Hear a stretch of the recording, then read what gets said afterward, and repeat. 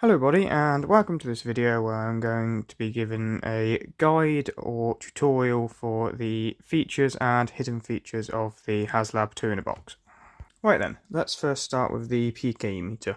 The first thing you're going to want to do with the PK meter is turn the thing on. As you see on the very bottom of the PK meter there's a 3-position switch where you have the 2 and 1 and the 0. The 0 is off, your middle position will be your EMF mode, and far left is the manual control. For the manual control mode you have 4 main buttons. For these 2 buttons down at the bottom, your right hand will move the wings up, left hand move the wings down. This button on the right here plays the set animation, which the wings will just move up and down in a pattern. And to stop that, just click either of the buttons at the bottom to go back to manual mode. And then finally on the left here you have your the button which will time out the PK and turn it off. So if you have your wings open, you see you click this button here, the wings will close after a second and it will go into sleep mode. See, and then on the top here you have this toggle switch here, which when it's in the far right is in high ionization mode, which is as the screen is going down to the right and the green light is on. If you switch it into the middle, it'll go into the same mode but mute. If you go to the far left, it's low ionization, which is the yellow light, and screen goes up. Then in the middle we'll mute it with the same animation as that. You see. So just like in the films, when you move the wings all the way up, the sounds will get louder and faster and the lights will shine faster. On the back of the PK meter there is this red switch cover here. If you flick that up, see there's a little silver switch in there. If you flick that switch forwards, the PK meter will enter taser mode, where the arms will jump forwards and the screen will go red. And now if you click any button in taser mode, it will activate the taser sound. As you can see, where it shows there's a purple light on the top. And every button will do the same sounds and features. To put the PK back into your standard mode after the taser, just grab these black sections here on the wings and push them in until they click. Like so, and then the wings will return back to position. And then you can activate you back into your manual mode.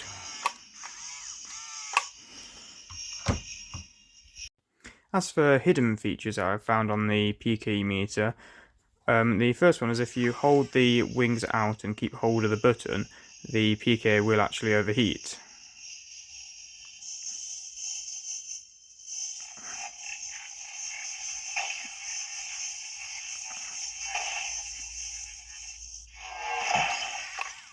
Like so. Another one of the hidden features on the PK meter is if you hold down both of these lower buttons here, it can enter a crashed mode. See there where all the lights start flashing. In this crash mode, if you click one of these lower buttons at the right time, you can actually get these red lights to stay on. That's what I'll try to show you. It is quite awkward to do, but there you go, got both of them staying on. Also in this mode, if you hold down both buttons and then release the left button, the wings will shiver, which I guess is a feature. In taser mode, also if you hold down the switch, you can actually overheat the PK meter. As you can see there, which suggests is one of the hidden features. Now onto the EMF mode, which you can select by moving the switch into the middle position and turning the PK in on the same as normal. And now the wings will be controlled by the EMF around the PKE. So if you point it towards anything such as a computer or a light switch or any sort of power, the wings will go higher and spin faster. So see, I've got a 3D printer to my right which appears to be upsetting the wings. If I move it towards the phone, it may set it off. Move it away. They should go down, but it is a bit, there you go, it is a bit finicky as it's only a basic EMF reader. As Hasbro say, you wouldn't want to use it for real electrical work as it's not accurate enough. But you can also control the wings as well in this mode by using the same bottom switches, and also you can still activate the animation and use the timeout mode. There you go, as well as the mute and other modes on the top. Now onto the main item of the two in the box, the ghost trap. The ghost trap has lots of features, but the main thing you want to start with is turning the thing on, so it's PKE. So as you switch on the back here, if you flick that forwards, it will just turn it on in a standard mode, or if you flick it back, it can activate rumble mode, which is when it vibrates as well. For the sound and rumble to be controlled, there is a knob on this side here, where if you turn that, it controls how much it vibrates and how loud the sound is, which you can see on the bar graph. As you turn it down, it gets dimmer. Well, and lower. There you go, and full sound like that. On this side, you've got a controller here which controls all of the ghost sounds which the PKE can make. Straight upwards is random, and if you switch it clockwise or anti-clockwise, it will swap to different ghost sounds, which I'll do now.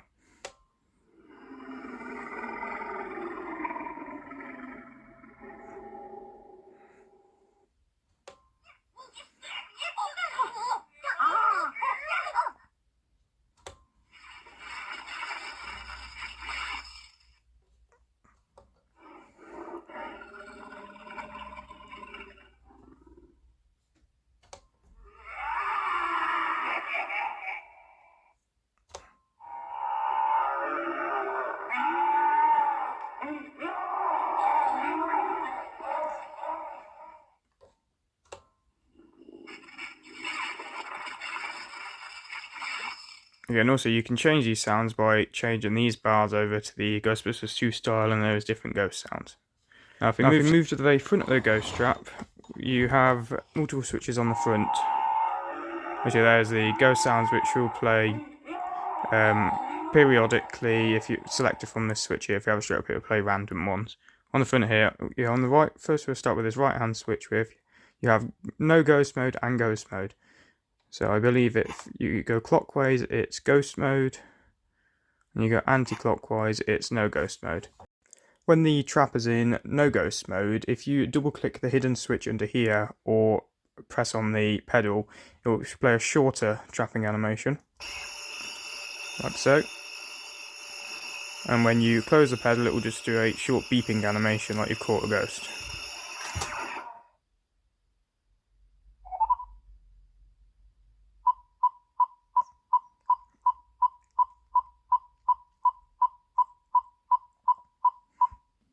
And now on to ghost mode. If you switch this switch to the right and then open up the trap, it will play a longer animation which requires a bit longer to actually catch the ghost.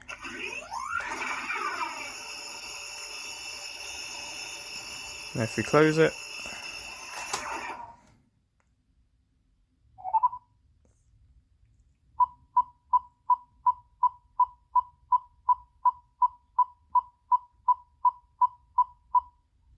and then if you open the trap up again, depending on which position this switch is here, it will play a ghost escaping.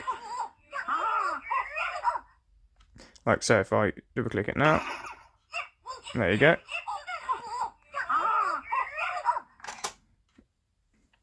The other switch on the front on the left here, this changes your bar graph. So this is your starter bar graph here. So if I turn this to the right or left in this case, there you go, it switches to the other direction. And then if you pivot it back and forth like this, as you can see, it switches through the animations. If you go back to the start one, so there's the backwards, then like a Knight Rider sort of mode, then a sort of twinkly mode, and a flashing, and a more segmented bar graph. Here, going back to the start. As for the hidden button under here, which you may be able to see here, if you click that once, it will put the trap into service mode, where it just opens the wings or doors, up.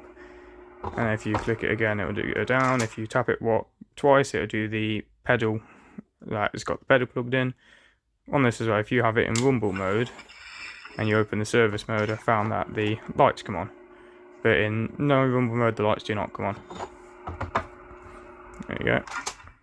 And if you pull this switch down at the top here, you can actually release the cartridge from the front of the trap, which is fairly tight, but there you go.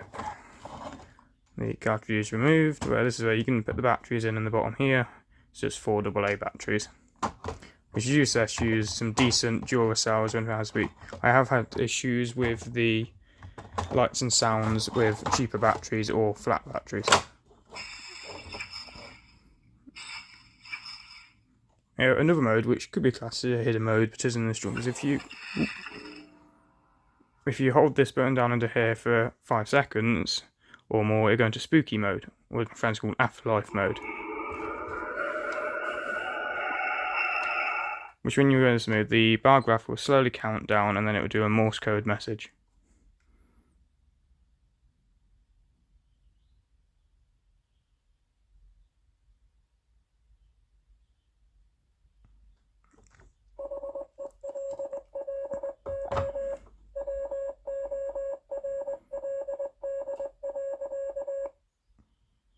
You also remember you will occasionally get ghost sounds and vibrations, and also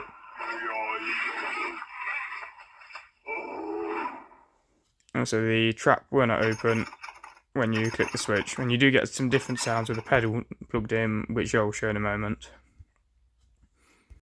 To go out of spooky mode, all you have to do is go into the middle position to turn the trap off again, and then just turn it back on to either rumble or sound. There you go. So now it should just open up the same again. There you go. There we go, I've just connected the pedal to show you the different features with the pedal. So if we start in the ghost mode now, so if you see that, the trap will open, and you click again, it will close, and do the same beeping animation, which is also followed onto the pedal now.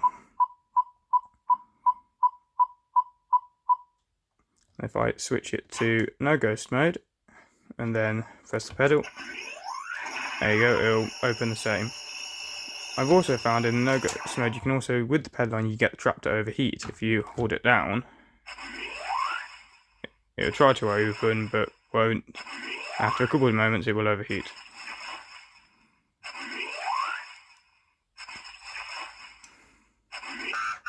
There you go.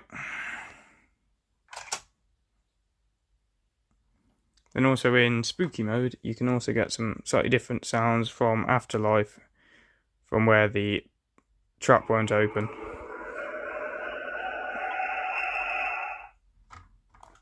Let's see.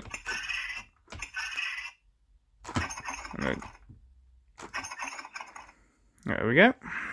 To put the trap in Ghostbusters 2 mode, it's as easy as just getting your silver tubes which come with the 2 in the box, and pull out the red ones like so. You also find if you do have sound on, they will make sounds when you push them in and pull them out. You see?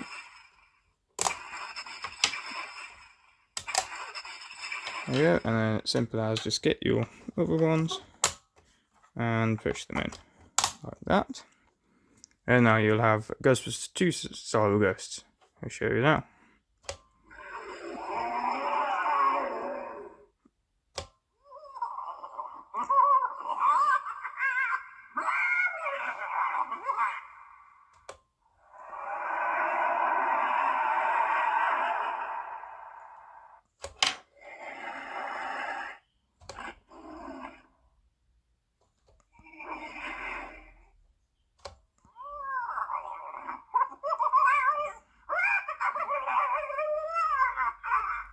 You also get, if you only have one Ghostbusters 1 and one Ghostbusters 2 tube connected, the trap won't open and will make a sort of broken sound. Or in this case, no sound at all.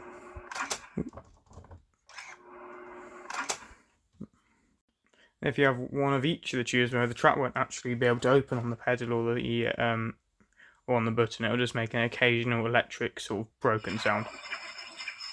Here, as you can tell. Here you go, and finally I'm going to show you the interaction between the PKE meter and the ghost trap through the infrared mode. So with the PKE meter as of here, when you open the wings up fully, it will make the trap make ghost noises. There you go. And as it's in random noise, every time I open the wings it will make a different sound.